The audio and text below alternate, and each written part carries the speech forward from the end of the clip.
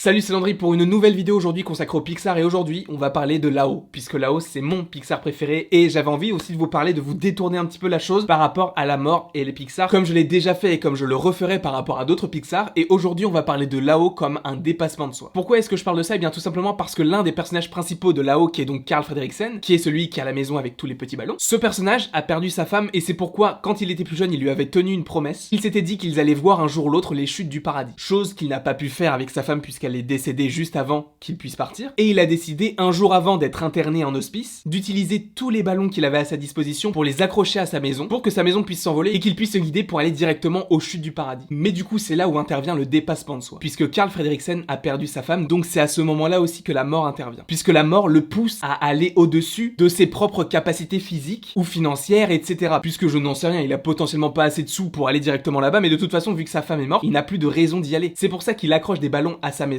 puisque la maison dans laquelle il a accroché les ballons est la maison dans laquelle il a tout vécu avec sa femme. Donc sa femme est un petit peu le symbole de cette maison, même si elle est symbolisée dans le film à l'aide du canapé, puisqu'ils avaient chacun leur canapé. Et l'histoire de ce vieillard est vraiment très très belle et très jolie, puisqu'il dépasse son deuil dans le but de tenir coûte que coûte sa promesse, quitte à ce que ce soit dangereux, quitte à ce qu'il y ait des problèmes au sein même de son voyage, pour que sa femme, personnifiée en tant que maison ou par rapport même au siège qu'il y a du coup dans la maison, puisse découvrir ce qu'il y a là-bas. Même si bon, s'il part avec sa maison, avec des ballons, avec quand même assez de vivre, je pense, il va y vivre là-bas. Il va pas forcément revenir, il avait assez d'air pour ne faire qu'un aller. Donc personnellement, je trouve la symbolique très belle de dépasser un petit peu l'histoire de la mort, l'histoire du décès, l'histoire du deuil, pour quand même tenir la promesse qu'il a faite à sa femme et d'aller aux chutes du paradis tous les deux, même si elle n'est plus vraiment là et qu'elle est personnifiée par la maison. Donc voilà, c'était vraiment une petite vidéo pour vous expliquer un petit peu les thématiques que peuvent englober la mort chez Pixar, puisque là c'est la mort comme un dépassement de soi. Nous verrons aussi dans une autre vidéo le film Soul, où ce film aborde la mort comme une sorte de questionnement sur la vie. Et c'est vraiment ce que j'ai envie d'exploiter dans ces vidéos Pixar, ce genre de thématique qu'on ne voit pas forcément dans tous les films d'animation, même si bon, pour l'instant on est sur la mort, mais on va passer aussi à d'autres thématiques. Mais là je voulais vraiment me focaliser sur la mort puisque c'est vraiment un élément assez dur et assez fort en animation pour être du coup souligné. En tout cas, j'espère que vous avez aimé cette vidéo, n'hésitez pas à l'aimer, à la partager, à la commenter et à vous abonner, ça me ferait évidemment très plaisir, et sachez